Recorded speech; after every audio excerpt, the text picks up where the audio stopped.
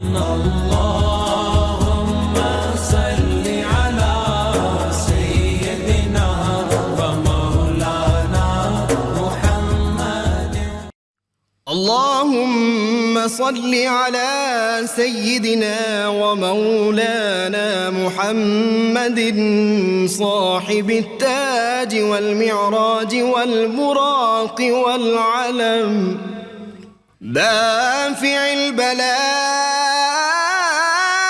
والوباء والقحط والمرض والألم، اسمه مكتوب مرفوع مشفوع منقوش في اللوح والقلم، سيد العرب والعجم، اسمه مقدس معطر مطهر منور في البيت والحرم، شمس الضحى بدر الدجى صدر العلا نور الهدى كهف الورى مصباح الظلم، جميل الشيم شفيع الأمم صاحب الجود والكرم، والله عاصمه وجبريل خادمه والبراق مركبه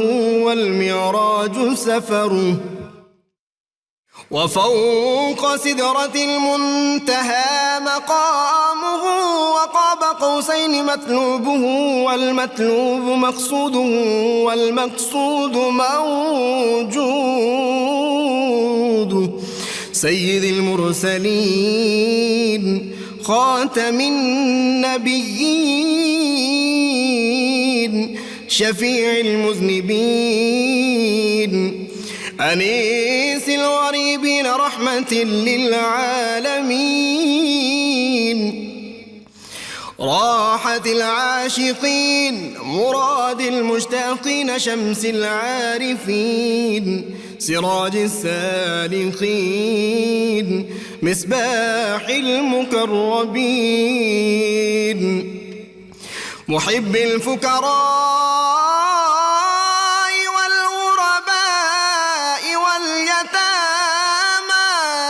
والمساكين، سيد الثقلين نبي الحرمين إمام القبلتين وسيلتنا في الدارين، صاحب قاب قوسين محبوب رب المشرقين ورب المغربين، جد الحسن والحسين مولانا ومولى الثقلين، سيدنا أبي القاسم محمد بن عبد الله، نور من نور الله، يا أيها المشتاقون بنور جماله، بلغ العلا بكماله، كشف الدجى بجماله، حصنت جميع خصاله، صلوا عليه وآله وأصحابه وسلموا تسليما.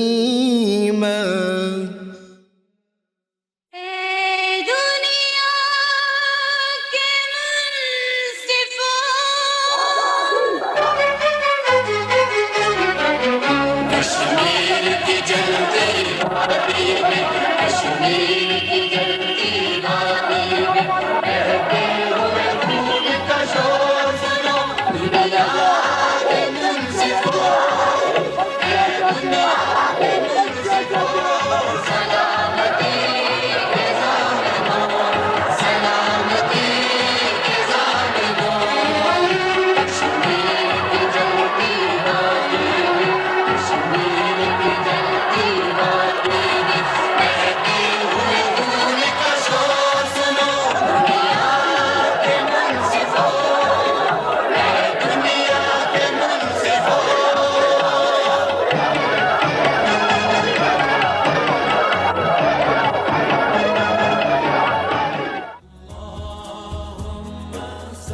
اللہ الرحمن الرحیم۔ السلام علیکم ناظرین، پروگرام صبح نور کے ساتھ آپ کا میزبان نذیر احمد غازی حاضر ہے۔ ناظرین کرام، حضرت ابو انیس صوفی برکت علی صاحب رحمہ اللہ کی مشہور تالیف اسماء النبی الکریم صلی اللہ علیہ وآلہ وسلم سے ایک اسم مبارک سیدنا صاحب الجہاد صلی اللہ علیہ وآلہ وسلم، ہمارے سردار جہاد کرنے والے، درود و سلام بھیجے اللہ آپ صلی اللہ علیہ وسلم اور آپ کی آل پاک پر۔ حضرت انس رضی اللہ تعالیٰ عنہ سے روایت ہے کہ حضور اکرم صلی اللہ علیہ وسلم نے ارشاد فرمایا، کوئی شخص جنت میں داخل ہونے کے بعد یہ تمنا نہیں کرے گا کہ اسے دنیا میں لوٹایا جائے یا دنیا کی کوئی چیز دی جائے، سوائے شہید کے کہ وہ تمنا کرے گا کہ وہ دنیا میں لوٹایا جائے اور 10 بار شہید کیا جائے۔ حضرت جابر بن عبداللہ رضی اللہ تعالیٰ عنہ فرماتے ہیں کہ حضور اکرم صلی اللہ علیہ وسلم نے ایک دن مجھے دیکھا تو فرمایا، اے جابر، کیا بات ہے، تم فکر مند نظر آتے ہو؟ میں نے عرض کیا، یا رسول اللہ صلی اللہ علیہ وسلم، میرے والد شہید ہو گئے ہیں اور اہل و عیال چھوڑ گئے ہیں۔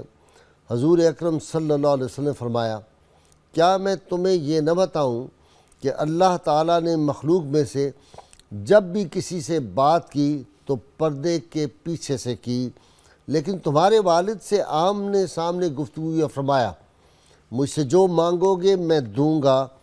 تمہارے والد نے کہا، مجھے دنیا میں واپس بھیج دیجئے تاکہ دوبارہ شہید ہو سکوں۔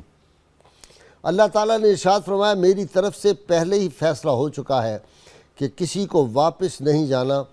تمہارے والد نے کہا، اے میرے پروردگار، پیچھے والوں کو ہماری حالت کی اطلاع دے دیجئے۔ اس پر اللہ تعالیٰ نے یہ آیات نازل فرمائیں، وَلَا تَحْسَبَنَّ الَّذِينَ قُتِلُوا فِي سَبِيلِ اللَّهِ أَمْوَاتًا بَلْ أَحْيَاءٌ عِندَ رَبِّهِمْ يُرْزَقُونَ۔ اور جو لوگ اللہ کی راہ میں قتل کر دیے جائیں انہیں مردہ گمان بھی نہ کرنا، بلکہ وہ زندہ ہیں اور اپنے رب کے ہاں رزق دیے جاتے ہیں۔ ناظرین کرام، آج 5 فروری کا یوم یکجہتی کشمیر پورے ملک میں منایا جا رہا ہے، پورے ملک میں عام تعطیل ہے۔ ناظرین کرام، مسکن اولیاء، جنت نظیر وادی کشمیر، امت مسلمہ کی ذمہ داریاں، آج ہمارا ٹاپک یہ ہے، آج کا موضوع یہ ہے۔ ناظرین کرام، کہا جاتا ہے کہ ایشیا کو اگر ایک انگوٹھی کہا جائے تو کشمیر اس کا نگینہ ہے۔ کشمیر کی وادی دنیا میں اس زمین پر جنت کی مثال ہے، اسی لیے اس کو جنت نظیر وادی کہا جاتا ہے۔ اور اس کے بارے میں بڑی مالائی وہ کیا ہے، داستانیں رقم کی ہوئی ہیں، کتابیں اس پہ لکھی گئیں، افسانے لکھے گئے، ناول لکھے گئے، تاریخ لکھی گئی۔ یہ اتنی حسین وادی ہے کہ لوگ کہتے ہیں کہ وہاں اب بھی پریاں رہتی ہیں، اب بھی وہاں غلمان رہتے ہیں، اب بھی حسین لوگ، جس طرح کی وہ سرزمین حسین ہے۔ اور پھر علامہ اقبال کے آباء و اجداد بھی وہیں سے آئے تھے۔ قائد اعظم رحمۃ اللہ علیہ نے اسے پاکستان کی شاہراہ کہا تھا۔ ناظرین کرام، مسلمانوں کا خون، اور جتنا مسلمان خون وادی کشمیر اور وادی فلسطین میں بہا ہے، شاید دنیا کے کسی خطے میں اتنا خون نہیں بہا۔ شہداء نے کس طرح کی قربانیاں دیں۔ 13 جولائی 1931 کو خانقاہ معلیٰ میں ایک تاریخ مسلمان خون نے رقم کی تھی کہ پہلا آدمی مؤذن جب کھڑا ہوا احتجاج کر رہے تھے، اس نے اذان کی، اللہ اکبر کا لفظ کہا، گولی آئی اس کے سینے سے پار ہو گئی۔ دوسرے نے پھر اللہ اکبر کہا، تیسرے نے کہا پھر اللہ اکبر، چوتھے نے کہا، ایک ایک الفاظ ادا کرتے جاتے تھے، اور 22 افراد نے اذان مکمل کی، اور 22ویں فرد کو جب سینے میں گولی لگی تو اس نے شیخ عبداللہ، جو بعد میں جس کے بارے میں کہا جاتا انہوں نے غداری کی مسلمانوں سے، اس کو مخاطب کرتے ہوئے کہا تھا کہ ہم نے اس معاملے کو، اس مشن کو یہاں تک پہنچا دیا، اب تمہاری ذمہ داری ہے کہ اس کو آگے بڑھاؤ۔ اس وقت کے وزیر اعظم جو ریاست کشمیر کے تھے انگریز، اس نے ویک فیلڈ اس کا نام تھا غالباً، ناظرین اکرام، اس نے کہا تھا کہ میں نے اپنی زندگی میں ایسے بہادر لوگ نہیں دیکھے کہ ان میں سے جس نے گولی کھائی کسی کے کسی اور جسم پہ نہیں لگی، سیدھی سینے پہ گولیاں کھائیں۔ وہ کسی نے کہا تھا، غالباً جگر مراد آبادی نے کہا تھا، جو حق کی خاطر جیتے ہیں مرنے سے کبھی ڈرتے ہیں جگر، جب وقت شہادت آتا ہے دل سینوں میں رقصاں ہوتے ہیں۔ ناظرین کرام، آج اس موضوع پہ گفتگو کرنے کے لیے میں نے اپنے اسٹوڈیو میں دعوت دی ہے پروفیسر ڈاکٹر خواجہ زاہد عزیز صاحب۔ آپ اسسٹنٹ پروفیسر ہیں شعبہ کشمیریات جامعہ پنجاب کے۔ ان کے ساتھ بڑے مشہور ہمارے مختلف چینل پہ آتے ہیں میجر جنرل ریٹائرڈ زاہد مبشر صاحب۔ پروفیسر صاحب آپ کا شکریہ، جنرل صاحب آپ کا بھی بہت شکریہ۔ اور ناظرین کرام، نوجوان سکالر بھی ہیں، کشمیر ایکشن کمیٹی کی ممبر ایگزیکٹو ہیں، اور ہم کشمیری تنظیم کے بھی ممبر ایگزیکٹو ہیں، اور گلوبل الائنس فار کشمیریز کے فائنانس سیکرٹری نوجوان عمر ظہیر میر ہمارے ساتھ ہیں۔ عمر، آپ کا بھی بہت شکریہ، آپ تینوں تشریف لائے۔ شکریہ غازی صاحب۔ پروفیسر صاحب، ایک دلچسپ سوال یہ بنتا ہے کہ کشمیر کو کشمیری کیوں کہتے ہیں؟ بہت مختصر سے۔ اس میں کچھ دیومالائی داستانیں ہیں جی کہ حضرت سلیمان علیہ السلام کے حکم پر، چونکہ کشمیر جو پہلے ایک جھیل کی مانند تھی، ٹھیک ہے، پانی تھا، اور حضرت سلیمان کے حکم پر ایک کشپ نامی جو دیو تھا اسے کہا گیا یار کہ تم جاؤ اور جا کر وہاں سے جو پانی کی خلاصی کرو۔ تو وہ جب وہاں پر گیا اور وہاں پر کوئی میر نامی پری تھی، وہ اس پر اس کا عاشق بن گیا، اور اس طرح سے یعنی کہ ایک جو کشپ اور میر کا جو کمبینیشن بنا وہ کشپ سے اور کشپ میر اور کشمیر کہلایا۔ ٹھیک ہے جن صاحب، اس کی اسٹریٹجک پوزیشن کیا ہے؟ یہ بڑی امپورٹنٹ چیز ہے، کیوں قائد اعظم نے کہا شاہ رگ اس کو پاکستان کی؟ دیکھیں، قائد اعظم کی میں داد دوں گا ان کی ذہانت کی اور ان کی ویژن کی کہ انہوں نے اس وقت اس کو پاکستان کی شاہ رگ کا، اور آج جب وہ پانی روکنا شروع ہوئے ہیں پاکستان کا تو ایسے محسوس ہو رہا ہے کہ پاکستان کی شاہ رگ دبائی جا رہی ہے، انگوٹھا رکھ دیا، انگوٹھا رکھ دی۔ تو یہ پاکستان کی شاہ رگ ہے، اسٹریٹجیکلی بڑی امپورٹنٹ جگہ ہے، اور میں سمجھتا ہوں کہ اس میں کوئی دو رائے نہیں ہے کہ یہ پاکستان کی شاہ رگ ہے، اور پاکستان اس پہ کمپرومائز نہیں کر سکتا، پاکستان کو اس کو گیو اپ نہیں کر سکتا۔ کشمیر جو ہے وہ پاکستانیوں کی رگوں میں دوڑتا ہے۔ ٹھیک ہے عمر، بڑی قربانیاں دی ہیں مسلمانوں نے یہاں۔ غازی صاحب، اس میں تو کوئی شک و شبہ ہی نہیں، جس طرح آپ نے فرمایا کشمیر اور فلسطین میں جتنا خون بہا ہے غالباً معلوم انسانی تاریخ میں نہیں پڑا۔ آپ نے ابھی ذکر کیا 13 جولائی کا، یہ در حقیقت واقعہ اس طرح ہوا تھا کہ پہلے 25 جون کو یہ واقعہ ہوا تھا۔ ایک کشمیری اسی 25 جون کو یہ ہوا تھا کہ ایک کشمیری کو اریسٹ کیا گیا تھا کہ ڈوگرا راج کے خلاف وہ لوگوں کو بات کرتا تھا ایک اسلامی حکومت کے لیے۔ تو اس کو جب سینٹرل جیل میں پروسیکیوٹ کرنے لے کے گئے تو وہاں پہ 50,000 کشمیری جیل کے باہر اکٹھا ہو گیا تھا۔ اچھا، جج نے کیس کی سماعت، ڈوگرا جج نے سماعت کرنے سے انکار کر دیا تھا۔ وہاں پر جب ظہر کی نماز کا وقت آیا تو ایک کشمیری نے جیل کی دیوار پہ چڑھ کے اذان دینا شروع کی، اور ڈوگرا سپاہیوں نے سیدھا سینے پہ فائر مارا، اور وہ فائر مارتے گئے یہاں تک کہ اذان مکمل ہوئی۔ اس کے چند دن بعد کھڑے ہوتے گئے، جس طرح آپ نے وہ انگریز گورنر کی وزیر اعظم کا ذکر کیا ہے کہ اس نے کہا میں نے ایسے بہادر لوگ نہیں دیکھے، کسی نے پیٹھ پہ نہیں گولی کھائی، کھڑے ہو کے سینوں پہ کھاتے گئے۔ اب بھی سینے پہ کھا رہے ہیں، اب بھی سینے پہ کھا رہے ہیں، اور پاکستان کے لیے کھا رہے ہیں، اور پاکستان سے رشتہ کیا، لا الہ الا اللہ، صرف اس کے اوپر کھا رہے ہیں۔ اور اسی طرح جب چند دن بعد عید کا دن تھا، جو خانقاہ میں نماز عید کے لیے کشمیری اکٹھے ہوئے تھے، وہاں پہ دوبارہ ظلم و ستم کی یہ کہانی دہرائی گئی۔ ہندو ڈی آئی جی نے ڈوگرا راج کے حکم کے مطابق کہا کوئی نماز عید یہاں پر ادا نہیں ہوگی۔ کشمیری مسلمانوں نے کہا ہمارے ایمان کا مسئلہ ہے، نماز تو ادا ہوگی۔ اس نے کہا میں دیکھتا ہوں کیسے ہوگا۔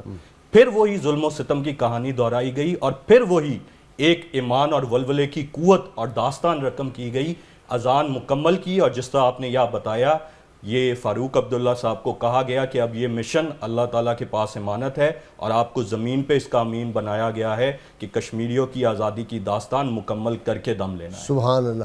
پروفیسر صاحب، اسلام کیسے آیا؟ 216 برس تک شاید مسلمانوں کی بھی حکومت رہی، یا اسلام کیسے آیا؟ اس میں غازی صاحب میں تھوڑی سی وضاحت کروں گا کہ کشمیر میں اسلام جو ہے وہ تقریباً 5 مراحل میں آیا ہے۔ اچھا جی۔ سب سے پہلے تو جو سینٹرل ایشیا کے جو مسلمان تاجر تھے جو کہ گھوڑوں کی تجارت کرتے تھے، ٹھیک، اور ان کا جو لنک تھا وہ کشمیر میں جب ہندو حکومت تھی تب وہ آتے، اس کے اثرات مرتب ہوئے، اور اس کے بعد دوسرا مرحلہ عربوں نے جب حملے کیے، جس میں خلیفہ منصور، خلیفہ ہشام اور محمد بن قاسم، ان کے حملوں کے اثرات جب مرتب ہوئے تو اس میں بھی کشمیر میں اسلام کا ایک آغاز ہوا.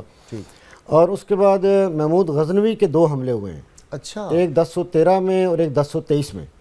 اور اس وقت کشمیر میں ہندوؤں کی حکومت تھی، اگرچہ فاتح ہندوستان وہاں پر ناکام رہا دونوں حملوں میں، لیکن اس کے اثرات بھی وادی پر مرتب ہوئے. اور اس کے بعد پھر ترکستان کے ایک بزرگ عبد الرحمن المعروف بلبل شاہ، اچھا، وہ کشمیر میں آئے. غالباً بلبل شاہ صاحب کا مزار بھی اب وہیں ہے؟ بالکل وہیں پر ہے. سری نگر میں ہے یہ؟ جی سری نگر میں ہے. اچھا. اور انہوں نے آ کر جو وہاں کا بدھسٹ رولر تھا رنچن شاہ، اسے اسلام کی پریچنگ کی، اور اس طرح سے پھر ہزاروں لوگوں نے وہاں پر اسلام قبول کیا. اور سب سے مین جو ہے جو کشمیر میں ایک مذہبی اور ثقافتی جو انقلاب آیا ہے، وہ اس کا جو کریڈٹ ہے وہ سید علی ہمدانی رحمۃ سید اللہ احمد کبیر ہمدانی رحمۃ اللہ علیہ، اور ان کے جو 700 مبلغین تھے جو ان کے ساتھ آئے، انہوں نے آ کر پھر باقاعدہ ایک قسمت بدل دی اور مذہبی جو انقلاب تھا وہ برپا کیا وہاں پر. اچھا، میجورٹی وہاں پہ ہندو تھی اور سکھوں کی بھی تھی؟ جی جی. سکھوں کا بھی تو بعد میں راج رہا ہے نا کافی عرصہ. سکھوں کا 27 سالہ دور رہا ہے، یہ 1819 سے لے کر 1846 تک. ٹھیک ہے. جل صاحب، یہ کشمیر ہمارا حصہ ہے، یہ ہڑپ کر لیا اس نے انڈیا نے اس وقت آزادی کے وقت زبردستی. یو این او کیا کرتی رہی؟ اب تک کیا ہوا؟ دیکھیں جی، انٹرسٹنگ بات یہ ہے کہ جو یہ شکایت لے کر گیا یونائٹڈ نیشنز میں، وہ ہندوستان لے کر گیا. اچھا. جی ہاں، کہ ہمیں دے دیا جائے کشمیر. جی ہاں، کہ پاکستان نے حملہ کر دیا ہے. پاکستان سے جس وقت لوگ گئے اس پہ قبضہ کرنے کے لیے اور پاکستان کا حق تھا، تو اس پہ کمپلیننٹ جو ہے وہ انڈیا ہے.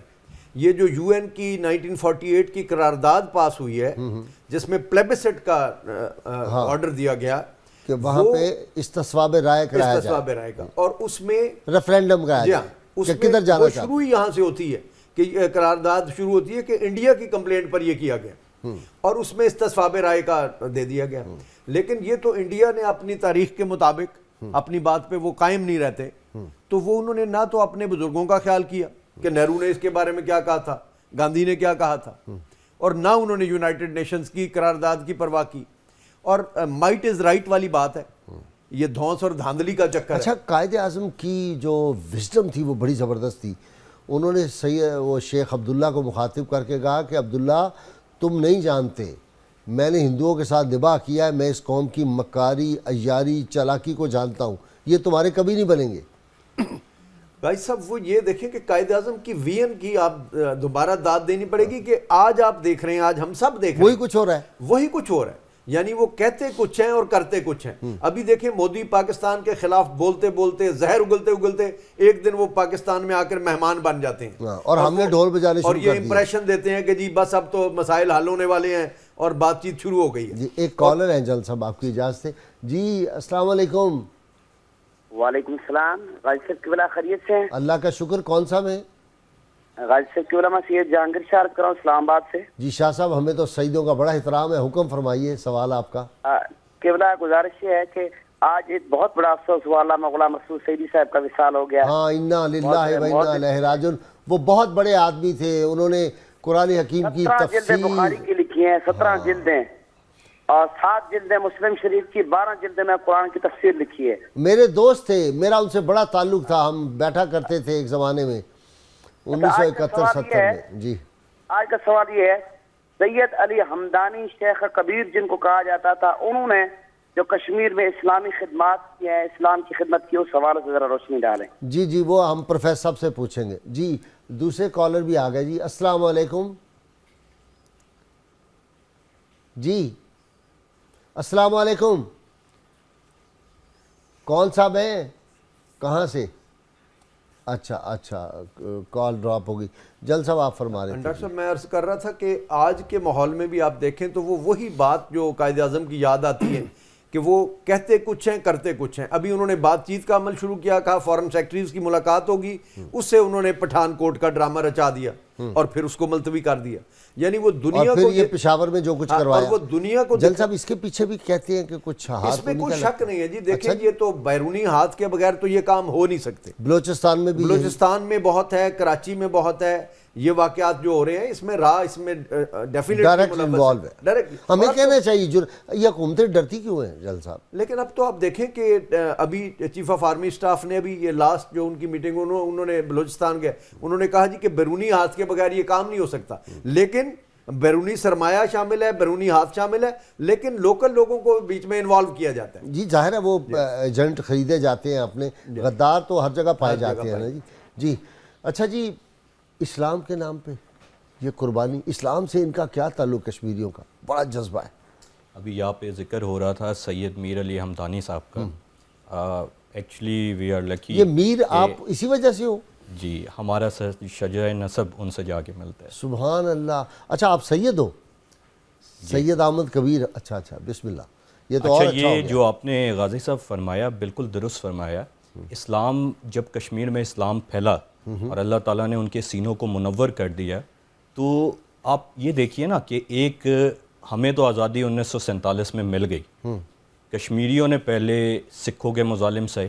1846 میں 75 لاکھ کے عوض انگریز نے ڈوگرا کو بیچ دی. اتنا سستا؟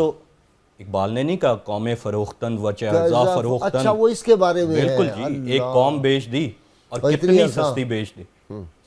تو 101 سال کی ڈوگرا مظالم کے خلاف مسلسل جد و جہد کے بعد جب وہ ظلمت کی سیاہ شب روشنی میں تبدیل ہونے والی تھی, تو یہ آ کے ہندو وہاں پہ بیٹھ گئے. اور ایک چیز کہتے ہیں ایک نیریٹو بہت اہم ہوتا ہے, جیسے بھارت پوری دنیا میں مسلسل ایک پروپوگنڈا کرتا ہے. بدقسمتی سے ہمارے اتنے بڑے بڑے دماغ بیٹھے ہیں, لیکن چند بنیادی نکات کو بھی انہوں نے آج تک نہیں اٹھایا, جس میں سے ایک یہ ہے بھارت کا سارا تھیسز اس پہ بیسڈ ہے کہ جی کشمیر کے مہاراجہ ہری سنگھ نے ہمارے ساتھ اکارڈ سائن کر لیا. اس پہ بھی دو رائے ہیں, لیکن بنیادی چیز یہ ہے کہ راجہ کی مینڈیٹ کیا تھا. راجہ کا مینڈیٹ یہ تھا کہ 1846 میں انگریز نے جو حکومت کر رہا تھا اپنے مینڈیٹ کے تحت اس کو طاقت دی تھی. 1947 میں جب انگریز کا مینڈیٹ ختم ہو گیا, جب انگریز کا اقتدار ختم ہو گیا, تو مہاراجہ کا آٹومیٹک ختم ہو گیا, تو کس اختیار کے تحت اس نے ایگریمنٹ کیا؟ بالکل ٹھیک. اور اسی چیز کو آگے بڑھاتے ہوئے حیدرآباد جوناگڑھ میں بالکل یہی کنڈیشن تھی غازی صاحب, ریورس سینیریو, کہ حیدرآباد جوناگڑھ میں ہندو پاپولیشن کی اکثریت اور مسلمان حکمران, اور وہ مسلمان حکمران جنہوں نے انگریز سے نہیں لیا تھا, وہ نسلی حکمران تھے, ان کے پاس ایک کنٹینیوس رائٹ تھا. جی بالکل. حیدرآباد کی ریاست سب سے امیر, پاکستان کو اس نے فنڈ کیا. ان دونوں نے پاکستان کے ساتھ اکارڈ آف ایکسیشن سائن کر دیا جو ٹوٹلی لیگل تھا. جی, اور بھارت نے اس پہ کیا کہا کہ جی یہ تو عوام کی خواہشات کے خلاف ہے, یا تو پاپولیشن ہندو ہے, یہ تو ہو ہی نہیں سکتا. اور پولیس ایکشن کے نام پہ اپنی فوج بھیج کے قبضہ جما وہاں, اور وہاں اور یہاں پہ فلسفہ پلٹ جاتا ہے. وہاں پہ عوام کی بات, یہاں پہ حکمران جس کے پاس اختیار بھی نہیں, چت بھی میری پت بھی میری. تو دنیا میں یہ کوئی اصول نہیں. عمر بہت اچھی آپ گفتگو فرما رہے ہیں جی. السلام علیکم. جی وعلیکم السلام ورحمۃ اللہ. جی کون سا؟ خوشی ہو رہی ہے آپ سے بات کر کے. فاروق بات کر رہا ہوں لاہور سے. جی فاروق صاحب کوئی سوال فرمائیے. سر سوال یہ ہے کہ آپ کو پروگرام ایک تو یہ بہت اچھا ہے, اللہ تعالیٰ آپ کو جزائے خیر عطا فرمائے. بہت شکریہ. اور دوسرا سر, یہ جو مسائل ہیں پاکستان کے اور اس کے کشمیر اور فلسطین کے, میرا سوال یہ ہے کہ یہ صرف مسلمانوں کے ساتھ کیوں اس طرح سے ہے؟ باقی دنیا میں باقی قومیں بڑے سکون سے, آرام سے, چین سے اپنی زندگی گزار رہی ہیں. پوچھیں گے مسلمان. میں سمجھ گیا. جی ڈاکٹر صاحب یہ فرمائیں کہ کشمیر میں مسلمان جو تھے تبلیغ صوفیاء کرام نے کی, اور اب بھی صوفیاء کا بڑا اثر ہے وہاں پہ. دیکھیں جی الحمدللہ میں یہ کہتا ہوں کہ کشمیر واحد ایک ایسا خطہ ہے جس میں اسلام بغیر کسی تلوار کے ہے, کوئی خون نہیں بہا گیا. خالصتاً یہ جو ہمارے پریچرز آئے ہیں ترکستان سے, ایران سے, یہ خالی ان کی محنت تھی. اور جس طرح سید علی ہمدانی کے حوالے سے بات ہو رہی ہے کہ ان کی جو تبلیغ تھی اس کے جو اثرات نہ صرف کشمیر کے مذہب پر بلکہ وہاں کی سیاست پر, اچھا, اور وہاں کی معیشت پر اور یہاں پر میں ایک اور بات کوٹ کرتا چلوں کہ جو قطب الدین تھا جو کشمیر کا بادشاہ تھا وہ مسلمان، لیکن وہ شریعت کے بارے میں وہ باخبر نہیں تھا. اس نے اپنی 2 سگی بہنوں سے شادی کر رکھی تھی. انا للہ و انا الیہ. اور یہ سید علی حمدانی کی پریچنگز تھی اور ان کی ایڈوائس تھی کہ اس نے اپنی ایک بیوی کو طلاق دی اور دوسری پر اس نے اپنے عقد میں رکھی. تو اس کے ساتھ ساتھ آپ دیکھیں ذخیرۃ الملوک جو ان کی کتاب ہے اس کا جو 3 باب ہے. اچھا اس نے اپنی بہنوں سے نہیں، یعنی 2 خواتین جو بہنیں تھی سکی، 2 سگی بہنیں، شادی، 2 سگی حیران ہو گیا، کنفیوژن ہو 2 سگی بہنوں کو اس تو نے 2 بہنیں ایک وقت میں نکاح میں نہیں آ سکتی. تو یہ یعنی کہ خالصتاً ان کی پریچنگ تھی سید علی حمدانی کی. ٹھیک. پھر اس کے بعد آپ دیکھیں کہ انہوں نے جو وہاں پر ایک صنعتی انقلاب برپا کیا، قالین بافی، شال بافی. اچھا یہ سارا انہیں کا کریڈٹ ہے. یعنی کہ کاغذ سازی، پشمینہ سازی، یعنی بے شمار صنعتیں جو کہ ڈوگروں نے بند کر دی تھی. سوری اس عہد میں ان کا جو ہے وجود ختم ہو چکا تھا، لیکن یہ سید علی حمدانی کی کنٹریبیوشن تھی کہ وہ ساری صنعتیں جو ہے نا اثرن و بحال ہوئیں اور انہیں سرکاری سرپرستی حاصل ہوئی. وہ ایک چادر بڑی وہاں قیمتی بنتی ہے، رنگ شال اسے کہتے ہیں. ہاں جو رنگ شال کا اردو نام کیا ہے آپ کے ذہن میں؟ انگوٹھی میں سے اسے گزار لیتے ہیں. ہاں انگوٹھی میں گزار لیتے ہیں. وہ پاکستان میں 2 نمبر بنتی ہیں کافی اس طرح کی. اس والے سے کہیں کہ اس کا اور نام ہے. جو مبلغین ہیں ان کا بڑا کردار ہے کشمیر میں اسلام کے حوالے سے. شاتوش اس کو کہتے ہیں، بڑی زبردست ہے. ناظرین کرام، وادی کشمیر جنت نظیر کی باتیں ہو رہی ہیں، ہمارے ساتھ رہیے گا اور ہمیں یہ جاننا چاہیے کہ یہ ہماری شاہ رگ جو ہے اس پہ کس نے انگوٹھا رکھا، کس نے ہم سے چھینی ہوئی ہے. ہمارے ساتھ رہیے.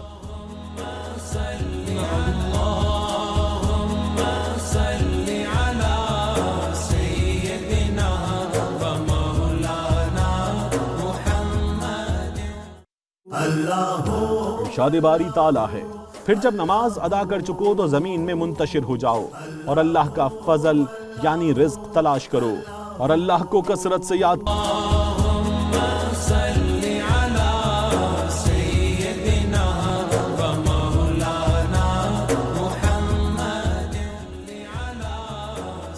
ویلکم بیک ناظرین. جل صاحب، اب صورتحال کیا ہے، ہم کہاں کھڑے ہیں؟ دیکھیں نگاہی صاحب، اس وقت 2 بڑے ڈاکومنٹ جو ہیں وہ پاکستان اور ہندوستان کے تعلقات کو جو ڈیفائن کرتے ہیں. ایک تو یونائٹڈ نیشنز کی جو قراردادیں تھیں اس کے مطابق استصواب رائے ہونا ہے اور اس کے مطابق فوجوں نے وہاں سے نکلنا ہے. ٹھیک. اور پاکستانی فوجوں نے پہلے نکلنا. ٹھیک ہے. اور ایک سرٹن جو تعداد ہے وہ فوجوں کی رکھی جائے گی ہندوستان کی. بعد میں یہ قراردادیں بھی ریوائز ہوتی رہی. 1957 میں آخری دفعہ ہوئی جس میں یہ ہوا کہ 1/3 ہماری فوج ہوگی اور 1 سمجھے ان کی ہوگی. تو ایسے ہوگا جس کے تحت یہ ہوگا. پھر شملہ معاہدہ آ گیا. شملہ معاہدہ میں آ گیا کہ یہ بائی لیٹرلی کیا جائے گا.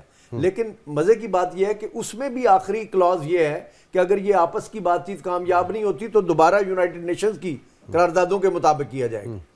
تو اصل بات ہے کہ آج کے سینیریو میں میں سمجھتا ہوں کہ یہ دونوں ملک اب نیوکلیئر پاورز بن چکے ہیں. تو جو اس کا اصل حل ہے وہ بات چیت ہے، وہ ڈپلومیسی ہے اور پاکستان کو بھی اس پہ زور دینا ہے. اور آپ دیکھیں کہ جیسے میر صاحب نے بھی حکمرانوں کی بات کی، آج بھی میں پھر بات کرتا ہوں کہ دیکھیں ہم نے اپنا فارن منسٹر تک مقرر نہیں کیا جو ہمارا چیف ڈپلومیٹ ہونا چاہیے. ہمیں یہ یقین ہونا چاہیے کہ یہ اب جنگ سے مسئلہ حل نہیں ہو سکتا. یہ ایک سین بدل گیا ہے نا جی. ٹھیک ہے. وہ بات نہیں ہے اب. یہ نہیں کہ آپ جہادی تنظیمیں چلی جائیں اور کر لیں، وہ کام نہیں ہو سکتا. اب پوری دنیا میں دیکھیں کہ دہشت گردی کا کیسے، اور ہندوستان کا پروپیگنڈا دیکھیں ہمارے بارے میں. دیکھیں جل صاحب، جو کشمیر میں جہاد ہوتا ہے وہ دہشت گردی نہیں ہے، وہ قطن نہیں. وہ غاصب وہاں پہ بیٹھا ہوا ہے، یہ ان کا حق ہے کشمیریوں کا وہاں پہ جہاد جو کرنا. کسی اور ملک سے جا کر کرے گا وہ، اور پھر پروپیگنڈا آپ دیکھیں، اور ہم اس میں ناکام ہیں. دیکھیں ہندوستان اتنا پاکستان میں دہشت گردی کرتا ہے اور ہم اس کو پروپیگیٹ نہیں کر سکتے. صاحب وہاں تو کوئی گاڑی ڈیریل ہو جائے، کسی موٹر کا پنکچر ہو جائے ٹائر، تو وہ کہتے ہیں آئی ایس آئی اور پاکستان کا. اور آپ ہماری اخباروں میں عمر کا بہت نام کم سنتے ہیں. ابھی ہمارا نوجوان اسکالر راستے میں تھا، اطلاع ملی کہ ان کی گاڑی پنکچر ہو گئی، تو میں نے کہا ہم بھی بیان ابھی دیتے ہیں جا کے ٹی وی پہ کہ یہ انڈیا عراق کا معمول ہے، ان کا تو یہی طریقہ کار ہے، اور ہم ہمیشہ ڈیفینسو ہوتے ہیں. کیوں؟ لیکن ہمیں نہیں ہونا چاہیے. میں سمجھتا ہوں کہ ہمیں ڈپلومیٹک اوفینسو کرنا چاہیے، اپالوجیٹک ہمیشہ ہم رہتے ہیں. ہمیں یہ تو دیکھیں جی، یہ تو مسلمان کی شان کے خلاف، سبحان اللہ. دیکھیں یہ مسلمان کی شان کے خلاف. اس کا تو ہے محمد رسول اللہ صلی اللہ علیہ وسلم، قرآن حکیم کی آیت پڑھ رہا ہوں، والذین ماؤ شداء علی الکفار. رسول اللہ صلی اللہ علیہ وسلم کے ساتھیوں کی پہچان یہ ہے کہ وہ کافروں پہ بڑے سخت ہوئے، رحماء بینہم، آپس میں بڑی محبت سے پیش آتے ہیں. ہم اپنوں پہ خودکش حملے کرتے ہیں اور وہ جو ہے ان کی طرف ہم آنکھ اٹھا کے بھی نہیں دیکھتے. ایک کالر ہے جی. السلام علیکم. وعلیکم السلام. بھائی صاحب جناب میں آپ کا پروگرام کافی عرصے سن رہا ہوں، بڑی صبح نماز پڑھنے کے بعد تلاوت کرنے کے بعد میں پھر آپ کا پروگرام سے اللہ تعالیٰ آپ کو جزائے خیر دے، اللہ تعالیٰ آپ کی عمر دراز کرے تندرستی صحت کے ساتھ. آمین آمین آمین. جی میرا یہ سوال ہے کہ یہ جو ہمارے 40-45 جو ملک ہے، یہ اسلامی ملک ہے، وہ 57 انہوں نے آج تک ہماری کبھی بھی انہوں نے حمایت نہیں کی ہے اقوام متحدہ میں، نہ انہوں نے کبھی کشمیر کا مسئلہ اٹھایا، جبکہ پاکستان دنیا کے کہیں بھی کسی ملک میں بھی، مسلمان ملک ہو یا کوئی دوسرا ملک ہو، جہاں بھی کہیں. ٹھیک ٹھیک. دیکھیں جی، ویسے ذوالفقار علی بھٹو نے بہت بڑی اسلامی کانفرنس کی تھی، میں نے تو وہ اپنی آنکھوں سے دیکھی اور سارا منظر دیکھا. اس کے بعد ایسی ایفیکٹو کانفرنس کوئی نہیں. جی مسلمانوں کے ساتھ یہ امتیازی سلوک کیوں؟ ایک کالر نے پوچھا تھا. عزیز صاحب بہت اچھا اور ایفیکٹو سوال ہے. تھوڑا سا ہمیں اپنے غیر بانوں میں جھانکنے کی ضرورت ہے. ٹھیک ہے. نبی کریم صلی اللہ علیہ وآلہ وسلم کا فرمان ہے، مفہوم ہے، کمی پیشی اللہ معاف کرے، کہ جی ایک وقت آئے گا کہ مسلمان جو ہیں ان کا روب دشمنوں کے دلوں سے اٹھ جائے گا. صحابہ کرام نے پوچھا جی کیوں؟ کیا ہم تعداد میں بہت تھوڑے ہو جائیں گے؟ آپ نے فرمایا نہیں، بلکہ تمہاری تعداد میں تو بہت کثرت ہوگی. صحابہ رضی اللہ عنہ نے پھر پوچھا یا رسول اللہ صلی اللہ علیہ وآلہ وسلم پھر اس کی وجہ کیا ہوگی؟ کہ آج تو ہم کم ہیں، ہمارا روب دبدبہ ہے، ہم تعداد میں بھی کثرت سے ہوں گے اور ہمارا روب دبدبہ بھی نہیں ہوگا. آپ صلی اللہ علیہ وآلہ وسلم نے دو الفاظ یوز کیے تھے جس کا مفہوم ہے کہ تمہارے آپس میں نفاق اور تمہارے دلوں میں دنیا کی محبت آ جائے گی. اللہ. اور وہ ان میں یہی سوال جو ابھی ان کالر نے بھی کیا کہ 57 اسلامی ممالک ہے، اور جیسے آپ نے فرمایا ایک وقت تھا جب اسلامی ممالک ہمارے ساتھ تھے، لیکن بھٹو صاحب، شاہ فیصل صاحب کے دور کے بعد سے آپ دیکھیں تو ایک نفسا نفسی کا عالم ہے. اچھا ایک فرق کرنا ہوگا یہاں پہ، اسلامی ممالک کی عوام جو ہے ان کے دل ایک ساتھ دھڑکتے ہیں. بہت اچھی بات. میں بھی باہر گیا ہوں، وہ بات کرتے ہیں کشمیر کی. واہ واہ واہ. حکمران دوسری طرف ہے، حکمران ان کی پریورٹیز غلامانہ ایجنڈے پہ ہیں. وہ غالباً یہ سمجھتے ہیں کہ دنیاوی بت جو ہیں خدا، وہ حقیقی خدا سے نعوذ باللہ زیادہ طاقتور ہیں اور اس سے اپنی پریورٹی لے کے چلتے ہیں. لیکن یہ جو ایک مخصوص حکمران کے دور سے پروپوگنڈا چل رہا ہے، اس کو نلیفائی ہونا چاہیے. اسلامی ممالک کے عوام کے دل آج بھی ساتھ دھڑکتے ہیں، اور ان anyway two wrongs don't make a right. اگر کوئی ایک غلط کہہ رہا ہے اور آپ کو پتہ ہے کہ صحیح رستہ کیا ہے، تو آپ یہ تو نہیں کہیں گے کہ وہ غلط کہہ رہا ہے تو میں بھی تمام اسلامی کازز کی بات کرنا چھوڑ دوں. بہت اچھے. اور آج بھی غازی صاحب اگر مسلمان اکٹھے ہو جائیں نا تو آج بھی اللہ تعالیٰ اپنا کرم کر سکتا ہے. 65 کی مثال ہمارے سامنے ہے، 65 کی مثال ہمارے سامنے ہے، ایٹمی پروگرام کی مثال ہمارے سامنے ہے. پاکستان کا سروائیو کرنا دنیا کے لیڈنگ اکانومسٹ نے، تمام آپ کے گریٹ پولیٹیشنز نے، انگریز بیوروکریٹس نے، جن کی پلاننگ کی بڑی داد دی جاتی ہے، کہا تھا 6 مہینے سال سے زیادہ تو پاسبل نہیں یہ ملک سروائیو کرے. اس ملک کا سروائیو کرنا معجزہ ہے. تو جب یہ آپ کے سامنے ہے تو کیوں آپ اپنا ایمان کھو دیتے ہیں؟ اور اب بھی یعنی ہم صاف پانی عوام کو نہیں دے سکے، لیکن اللہ کا شکر ہے کہ ہم نے ایٹم بنا لیا. جی بالکل.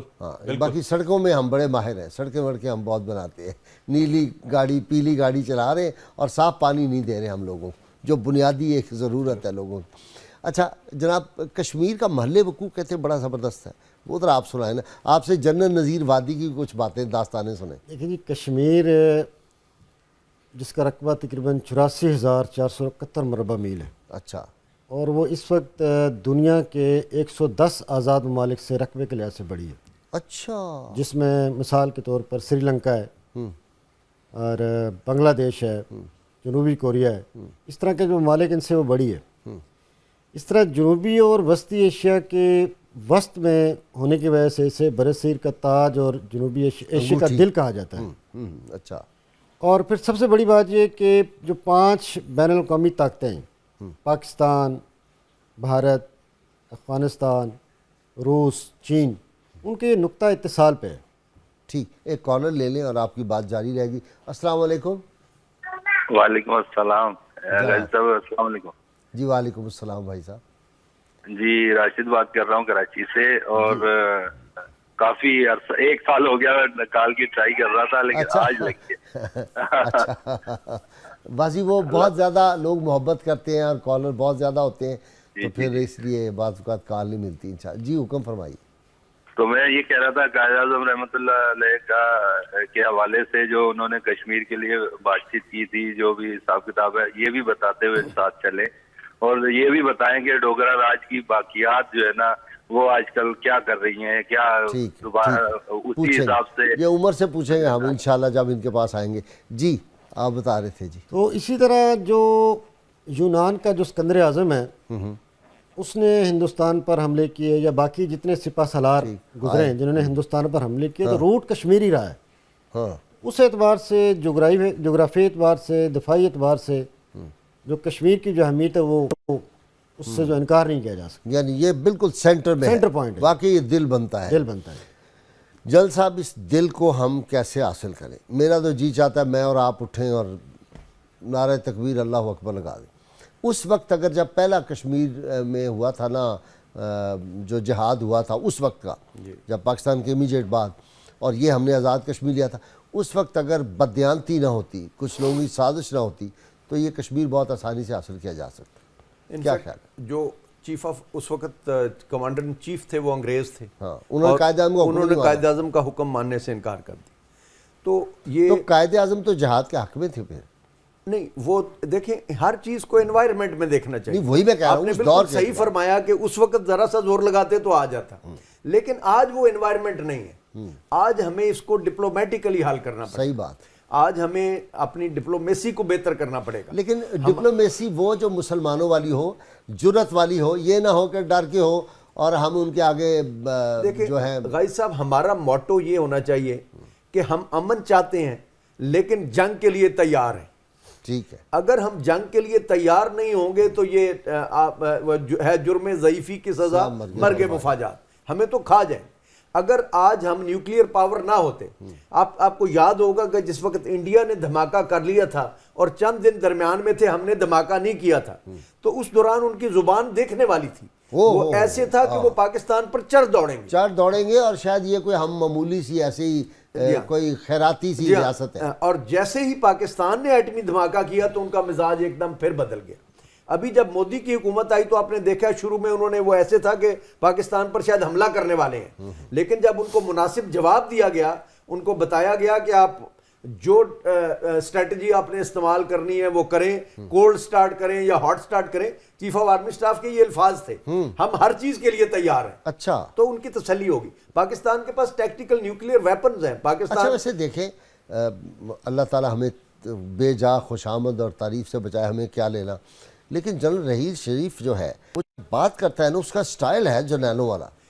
देखिए, एक मुसलमान को जैसे जुर्म से बात करनी चाहिए वाला, और वो दिल से बात करते हैं। अपोलोजेटिक नहीं है वो होता, बिल्कुल अपोलोजेटिक नहीं है। अल्लाह ने उसको शक्ल सूरत का जर्नैलों वाली दी है। हिंदुस्तान की आंखों में आंखें डालकर बात करते हैं। देखें, शहीदों की फैमिली से उनका ताल्लुक, तो वो जो बात करते हैं अपनी बात पे कायम रहते हैं। अगर आप अपोलोजेटिक होंगे, आप कभी तो हिंदू तो आपको पता है कि जो उसके साथ अपोलोजेटिक है, they are never kind to them। जी उमर, अब आप बताएं क्या ये डोगरों ने हमारे साथ क्या किया और अब डोगरे क्या कर रहे हैं? गाजी साहब, मुजालिम की तारीख तो जैसे प्रोग्राम के शुरू में बात हो रही थी, शायद ही इस वक्त मौजूदा दुनिया की किसी कौम ने इतनी कुर्बानियाँ दी हो जो कश्मीरियों ने दी है। ठीक, एक मैं सवाल पूछ लूँ उमर, फिर आपसे गुफ्तगू जारी रहेगी।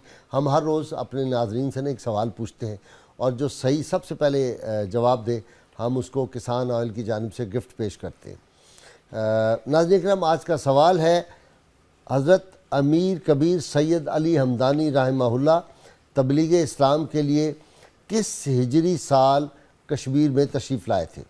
और जो कल सवाल हमने पूछा था कि इफ़ाए अहद की खातिर रसूलुल्लाह सल्लल्लाहु अलैहि वसल्लम ने हज़रत अबू जंदल रज़ी अल्लाह ताला अन्हु को सुलह हुदैबिया के मौका पर वापस कुरैश के हवाले कर दिया था, और दुरुस्त जवाब जिन्होंने सबसे पहले دیا اس خوش نصیب کا نام ہے عبدالرؤف چودھری صاحب، ان کا تعلق لاہور سے ہے۔ عبدالرؤف چودھری صاحب انشاءاللہ آپ کا گفٹ ہم آپ کے گھر پہ جلد ڈیلیور کروا دیں گے۔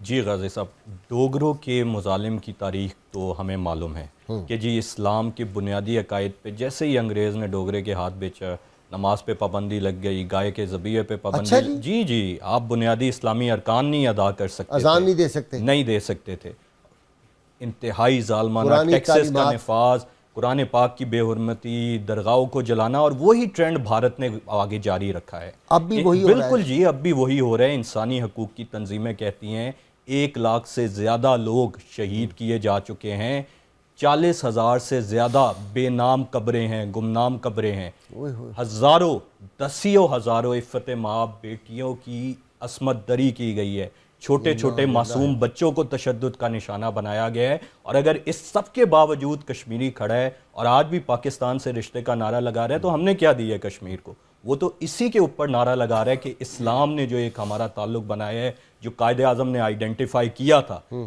یہ جو آج کل ایک بات کہی جاتی ہے، جو اسلامی ممالک ہماری بات نہیں کرتے، ہمیں کیا ضرورت ہے، تو ہمیں یہاں بھی دیکھنے کی ضرورت ہے کہ ہماری قوم نے تو بہت بے انتہا قربانیاں دی کشمیریوں کے لیے، 48، 65، 71 کارگل آپ دیکھ لیں، لیکن ہمارے حکمرانوں کو دیکھیں، کسی نے آ کے باڑ لگوا دی، کسی نے 62 کا موقع ضائع کر دیا، کوئی جی نیگوشیٹڈ سولوشن، کسی نے دریا بیچ دیے، کوئی کشمیریوں کو بیچنے کی کوشش کر رہے ہیں، کوئی جوائنٹ سولوشنز کی بات کر رہے ہیں، دوستیاں رشتے بڑھاتا ہے۔ بالکل، اور اس سب کے باوجود آپ دیکھیں اگر کشمیریوں کی اکثریت ان تمام اقدامات کے باوجود متنفر نہیں ہوئی تو ان کی اسلام اور پاکستان سے محبت کا اندازہ کریں۔ ذرا تھوڑا ہم غازی صاحب خود کو ان کی جگہ رکھ کے سوچیں، اگر ہماری قوم اتنی شدید قربانیاں دے ایک ملک کے لیے، ایک قوم کے لیے، اور اس کے حکمران اس طرح کی حرکتیں ہمارے ساتھ کر رہے ہوں اور اس کے باوجود ہم اس کا نام لیتے ہیں، تو کس حد تک ہمارا ناتا ان کے ساتھ ہے؟ کشمیر بنے گا پاکستان انشاءاللہ جی، کشمیر بنے گا پاکستان۔ اور اس کے باوجود یہ نعرے لگاتے ہیں نوجوان، یہ نعرے لگاتے ہیں، پاکستان کا جھنڈا لہراتے ہیں، کرفیو میں سینوں پہ گولیاں کھاتے ہیں۔ اور اس سے بڑھ کر آج کل جو ہمیں ایک لیسن دیا جاتا ہے، جی ذرا تھوڑا ریئلسٹک ہو جاؤ، میٹیریلسٹک ہو جاؤ، بھارت نے دسیوں ہزاروں ارب کے بجٹ دیے ہیں کشمیر کو۔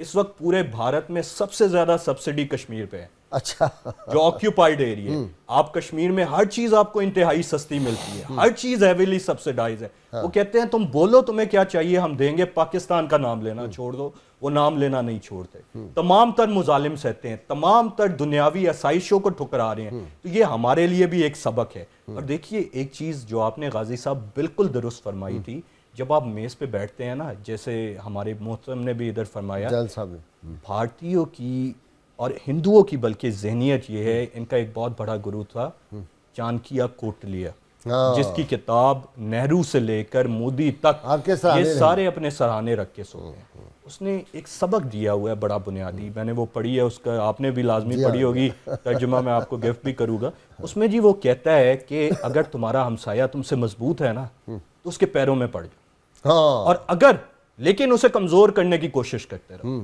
اور جس وقت وہ تم سے کمزور ہو جائے اس کو چھوڑو نا، اس کو ذبح کر دو۔ یہ وہ لیسن ہے جن کے اوپر یہ، اور آپ دیکھ لیں صرف پاکستان کی بات نہیں ہے، بھارت کے پورے خطے کے ممالک سے مسائل ہیں۔ سری لنکا ہے تو وہاں پہ تامل بغاوت کو انہوں نے شہ دی، بنگلہ دیش ہے تو یہ حسینہ واجد سے پہلے وہ ان سے تنگ آئے ہوئے تھے، حسینہ واجد نے تو اب ان کی غلامی میں اپنے دریاب جا کے دوبارہ بھارت کو بھیج دی ہیں۔ بھوٹان ہے تو وہاں کی شاہی فیملی بھارت نے مروائی، نیپال ہے تو وہاں ظلم و ستم کی داستان ہے، آج بھی وہاں مظالم ہیں۔ تو یہ صرف پاکستان کی بات نہیں ہے۔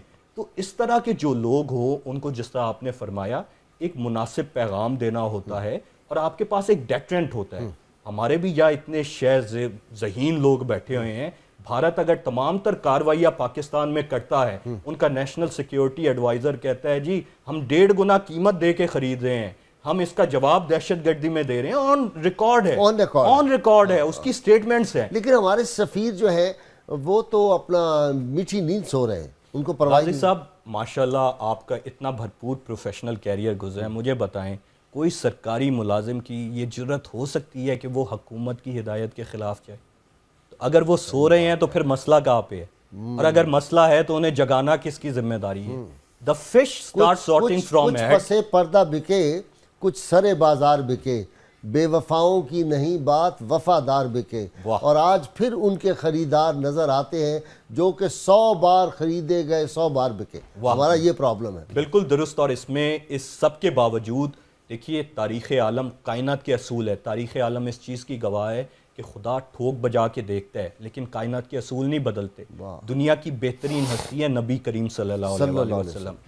کیا مشکل تھی، اللہ تعالیٰ کوئی تکلیف نہ دیتے، کوئی مسئلہ نہ آتا، سب کچھ ان کے قدموں میں ڈھیر ہو جاتا۔ ہمارے لیے ایک سبق دینا، 3 سال شیب ابی طالب، منہ سے کہنا آسان ہے، 3 سال تک بالکل بھوکے پیاسے درختوں کی چھال کھانی، طائف میں پتھر لہو لہان ہو جانا، جس کے لیے اللہ تعالیٰ نے کائنات بنائی، اور اس سب کے بعد پھر فتح مکہ آتی ہے۔ تو کیا اللہ تعالیٰ آپ کو ہمیں ایسے ہی جھولی میں دے دے گا؟ وہ ہمیں نہیں بجا کے دیکھے گا کہ جو کہتے ہو اس پہ کھڑے بھی ہو یا نہیں، اور اگر استقامت سے کھڑے رہیں تو اس کا وعدہ ہے۔ کیسے کشمیر کیسے فتح ہو؟ یہ تینوں سے سوال ہے۔ نمبر 1 کیسے کشمیر فتح ہو؟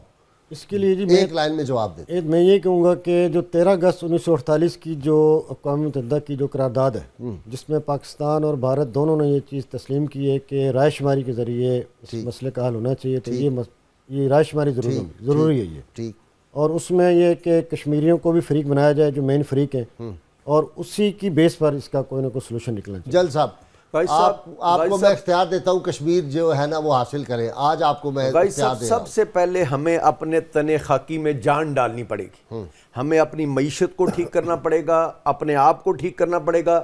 ہم دوسرے ملکوں سے گلہ کرنا چھوڑ دیں کیونکہ ہم خود کام نہیں کر رہے۔ ایک کشمیر کمیٹی ہے جس کا بڑا رول ہونا چاہیے۔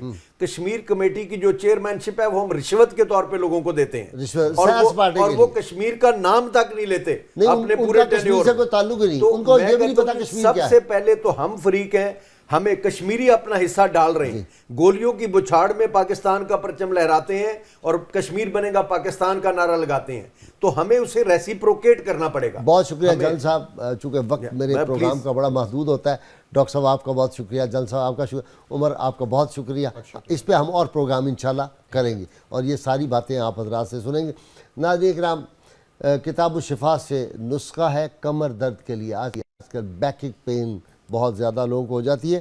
اگر کسی شخص کو کمر میں درد ہو تو دوسرا شخص باوضو ہو کر درد کی جگہ 7 مرتبہ یا اللہ لکھ کر انگلی سے لکھے اور دن میں 7 دفعہ اس عمل کو دہرائے، انشاءاللہ کمر کا درد جاتا رہے گا۔ شرط یہ اول و آخر جو درود پاک ہے وہ پڑھتے رہے، اور ہم جو فیس بک ہے اور ہماری جو سائٹ ہے اس پہ آپ دیکھ سکتے ہیں، انٹرنیٹ پہ اب موجود ہے، اور ہمارا پیج جو ہے اس پہ بھی آپ کو ملے گا۔ یہ سب نسخے ہم ڈاؤن لوڈ کر دیتے ہیں، وہاں پہ آپ اس سے دیکھ سکتے ہیں، اور انشاءاللہ کتاب بھی جلد کتاب الشفا جب پبلش ہو جائے گی تو آپ کی خدمت میں بھی ہم پیش کریں گے۔ سید علی المرتضیٰ شیر خدا فرماتے ہیں کہ جنت کی نعمتوں سے وہی شخص فائدہ اٹھائے گا جو دنیا کے مصائب و آلام پر صبر کرتا ہے۔ ناظرین کرام، اللہ تعالیٰ اس وادی کشمیر کو، اس کی ذات ان اللہ علی کل شیء قدیر ہے، لیکن جیسے عمر نے فرمایا ابھی کہ ہمیں بھی کچھ کوشش کرنی ہوگی۔ میں یہ سمجھتا ہوں ہمارا المیہ یہ ہے کہ جو لوگ شریک سازش ہیں ہم نام بھی ان کا کیسے لیں؟ عمر، جو لوگ شریک سازش ہیں ہم نام بھی ان کا کیسے لیں؟ کچھ ان میں دوست پرانے ہیں، کچھ باعزت ہمسائے ہیں۔ ہماری پرابلم یہ ہے، کاش اس قوم میں وہ لوگ جو چھپے ہوئے غدار ہیں اس قوم کے، وہ جو بزدل لوگ ہیں، کاش اللہ تعالیٰ ہمیں وہ حکمران عطا فرمائے جو جرت والے ہوں، جو مسلمانوں کی غیرت اور حمیت رکھتے ہوں، اور اللہ تعالیٰ وہ دن لائے کہ ہم کشمیر کی وادی کو آزاد کرا سکیں، اور وہاں پہ پھر اشہد ان محمد رسول اللہ کی فضائیں گونجیں، اور گونج رہی ہیں، اور انشاءاللہ تعالیٰ وہ وقت آئے گا۔ اللہ کریم آپ کا حامی و ناصر ہو۔ کل صبح انشاءاللہ تعالیٰ آپ کے پسندیدہ پروگرام صبح نور میں آپ سے ملاقات ہوگی۔ پاکستان کا مطلب کیا؟ کشمیر بنے گا پاکستان۔ بہت شکریہ۔